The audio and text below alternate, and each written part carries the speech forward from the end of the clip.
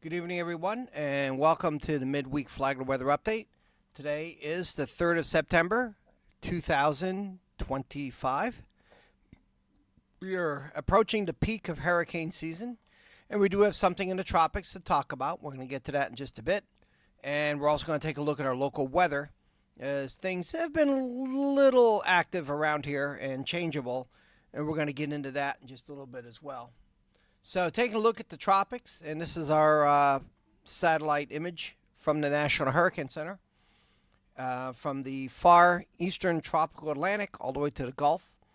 And one area of interest is doesn't look like much right now, but it's this area right here, and it looks like we got something else coming off the African coast here that I'm sure the Hurricane Center will be watching.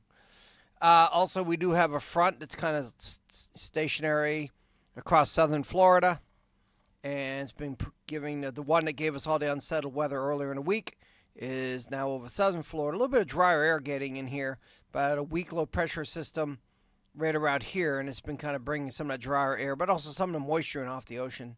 Further up, there's another front. It's just kind of off the edge of the satellite here, but that front will be getting to our area early next week, which will bring some more unsettled weather to the region. So let's get into the tropics. What's going on under the clouds? So let's get right to that right now. This is the latest. Let's refresh, make sure we have the latest information.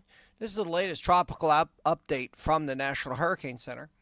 And we do have one system of concern, and that is this. There's an area of showers and thunderstorms with a tropical wave. Remember, I'm just showing that in a satellite. This system has a high chance, it's 80% chance, of developing within the next 7 days, somewhere in this corridor. Now, this might look a little concerning because this is kind of aimed at us, but keep in mind that just means that whatever's going to happen is going to develop somewhere in this area here. Once it takes root, then after that point, there's really, we have to wait to see how the forecasts shape up to see if this is going to get closer to us or is it going to recurve out into the Atlantic. The last storm that developed out here did just that, but it's just too early in the game right now. We're approaching the peak of the North Atlantic hurricane season, so systems like this are to be expected, and it's just too early to know if it's going to be of any concern for anybody on the East Coast. It's just too early to know at this point in time. But do stay on top of that, and we will be talking about that as things progress. We'll be posting updates. And if something does gel out here, we'll have a much better idea where things are going. Looking further into the future, this is the long-range tropical weather outlook from the Climate Prediction Center. And through mid-September, there's a very slight chance of development in the region from the far eastern Bahamas into the central and western Gulf. And this takes us into Florida Straits. This just means there's about a 20% chance of something getting going here. And there's also a 20% chance or less of something developing off the coast of Africa. That's that big blob I just showed you on a satellite that's over Africa at this point in time. Now, as we get into the middle towards the end of September, there's a higher chance of tropical development in the central tropical Atlantic. That seems to be the hot spot, at least for right now. And this is, does not mean there's anything here right now, but all the modeling is telling them that there's a potential for development, a better chance, about a 40% chance or so or less of development in this area, September 17th to the 23rd, and a continued slight chance of development from the Bahamas into the Gulf. So let's talk about potential hazards here in Flagler County and Northeast Florida.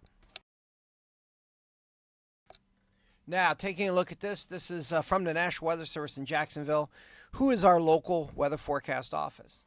And one of the main concern is the rip current risk, and the high risk continues today, and that'll likely continue into tomorrow as long as this onshore wind flow continues. We're going to take a look at winds and all that stuff here in just a little bit, so please bear with us. Some low-end tidal flooding is possible, so that just means those very lowest of the low areas, South 23rd Street and Flagler Beach, a couple of those little parks that are right on the Intercoastal Waterway. That little park that's at Surfside Estates, that's just that manufactured mobile home park That's right along the intercoastal there. You might see a little bit of water in there at times of high tide. And we're expecting, because of the moon phase, not only do we have the onshore wind flow, but we have a king tide coming up. So that's going to keep tide levels fairly high as we go into the weekend. And it's going to make, the surf is going to come all the way up to the dunes. And again, those lowest of the low areas, we're not talking about flooding into people's houses or anything like that, but the lowest of the low areas may see some water on them from time to time during those high tides.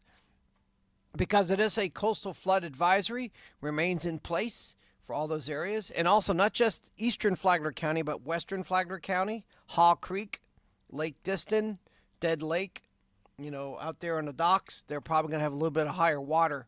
That Haw Creek Preserve with the boardwalk, probably going to see a little bit of water in there as well. So, again, mainly nuisance flooding. That's the main concern with this.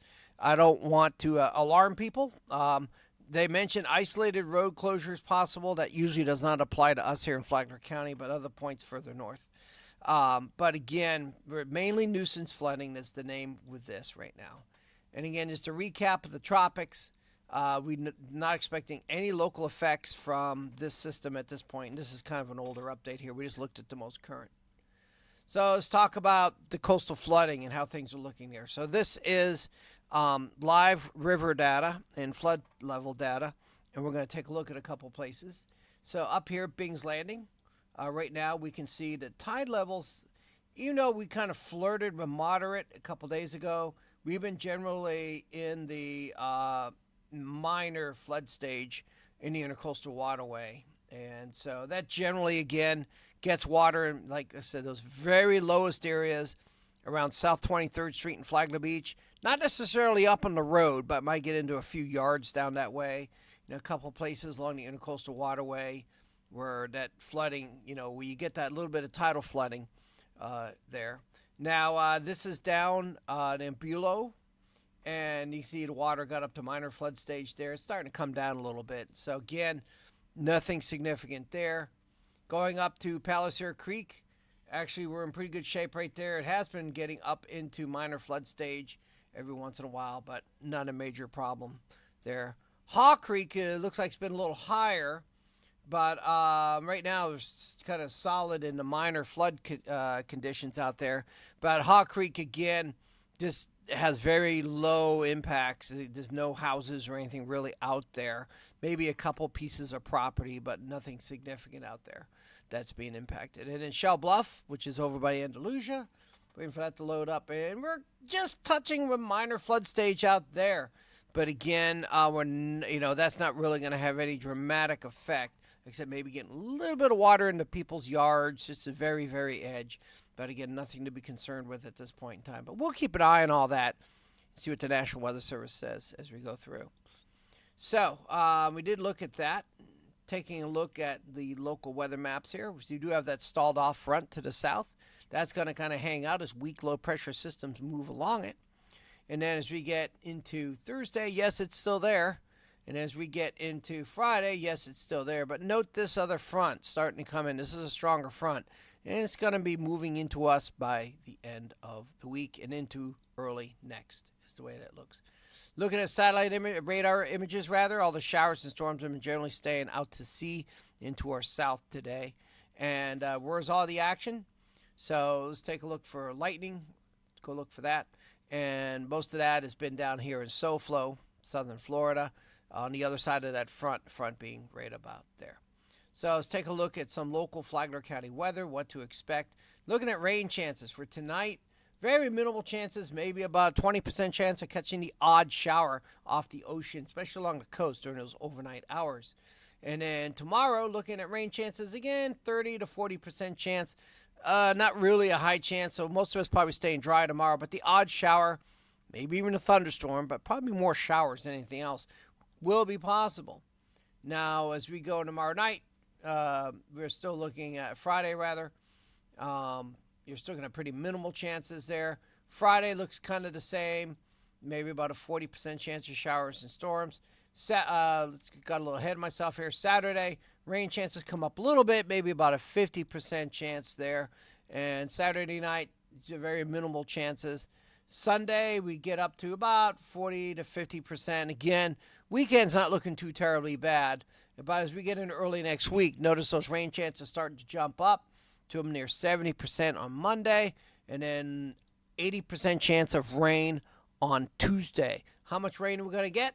Let's take a so, and we're looking at maybe an inch and a half to 2 inches of rain, and most of that's going to be at the early part of the week. So, some torrential downpours possibly in the offing as we get into early next week as that next front comes and stalls out. So, let's take a look at wind because it's been rather breezy. So, how's that looking? So, for tomorrow, we're looking at gusts up to 16 miles per hour along the beaches, maybe 20. Less wind as you go inland. And as we go into Friday, things actually about gusting up to about 20 along the coast, 23 at Marineland, gust up to 15 along the US 1 FEC corridor. And if you get into Saturday, those winds come down, maybe max gust at about 15 beaches and about, maybe 10 to 13 miles an hour inland. So winds come down quite a bit as we get into the weekends. And not looking like too bad of a weekend. Just watch out for those rip currents. But the ocean is even going to be settling down too. And as we go through into early next week, behind that next front, we could see another nor'easter set in here. So the potential of gusts up to 24 or better miles per hour depends on where that front lands and what happens once that front gets here. We'll talk about that over the weekend when we get closer to it. Let's talk about temperatures, how things looking. Nothing too extreme. Tonight, look for lows near 78 to 80 at the beaches, about mid to lower 70s inland. And tomorrow, highs generally in the 80s, maybe just flirting with that 90-degree mark, but cooler, mid-80s at the beaches. The ocean temperature is about 85 degrees, so that's going to keep things moderate out there. And as we go through unto Friday, things inch up a little bit to near 90 degrees inland, 86 at the beaches. And then we go into Sunday, 87 degrees beaches, 91 inland. So warming up a little bit. But as we get into, and again, staying pretty consistent at night, upper 70s near 80 at beaches and mid 70s inland. But as we go into next week, those temperatures come down again. Tuesday, only getting into the 80s, likely because of the cloud cover and expected rainfall. And low temperatures by Wednesday morning, again, mid 70s inland, upper 70s beaches.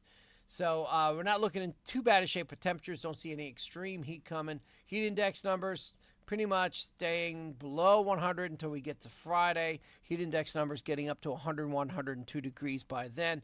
And then maybe even hotter on Saturday, 105. And then things start to come back down as we get into early next week as that cloud cover begins to arrive. Now, taking a look at the long range, looking from 9 September to 13 September, looking for generally a slight chance of above normal temperatures, but a decent chance of above normal precipitation. Now it's going further into the future, taking us into September 17th. Near average temperatures can be expected, but a slight chance of above normal temperatures. So taking a look at potential hazards as we go further in. And this is just something to be aware of. As we get from September 11 to September 13, there is a potential for a very heavy rainfall, just a slight risk of it right now for the state of Florida up the East Coast. And so that is interesting because maybe there's a concern of something coming out of the tropics then, just too early to know just yet. But if we look at the wind risk as well, we also see that there is a very slight risk of strong winds in that same corridor. So could that be a signal of something coming from the tropics? Way too early to tell, but we'll have to watch and see what happens with that. So one last thing before we jump out of here. Let's bounce back to, let's see here. That's not what I wanted. Let's go here. It's easier to go from here. We're going to take a look at the beaches real quick and take a look what's going on at the beaches themselves and the surf there and all of that. So let's just get over to back to Jacksonville National Weather Service and take a look at our beach forecast and how things are looking as we go through the next several days here. So high risk of rip currents for the beaches. That's going to stay with us. Water temperature 75 to 80. I just looked at some of the sensors out there. The water temperature is running about 85 actually, so this number is actually not actually correct. UV index very high. So that's going to wrap things up. Again, thank you for tuning in. If you have any questions, put them in the comments. We'll go back and get those.